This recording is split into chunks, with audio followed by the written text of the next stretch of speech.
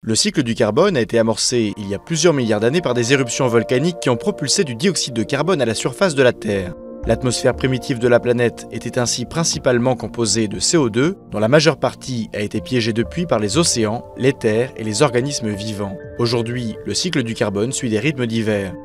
Les océans y occupent un rôle important, les eaux de surface disposent d'une grande capacité de stockage, alimentée par les échanges continuels avec l'atmosphère et par la sédimentation des coquilles qui fixent le carbone dans le calcaire. Le cycle terrestre est lui dominé par les échanges des êtres vivants, par la fermentation et la respiration il dégage du dioxyde de carbone, tandis que la photosynthèse capte le CO2 et le fixe dans la biomasse. Une partie du carbone peut être stockée dans des puits de carbone et ainsi retirée du cycle. Pendant des milliards d'années, un volume important de biomasse a été stocké dans la tourbe, le charbon, le pétrole et le gaz naturel. La quantité de cette biomasse morte est actuellement estimée au double de la biomasse vivante. Les forêts primaires également stockent plus de carbone qu'elles n'en dégagent. Les apports de carbone vers le cycle peuvent quant à eux venir des éruptions volcaniques, des météorites et de l'activité humaine.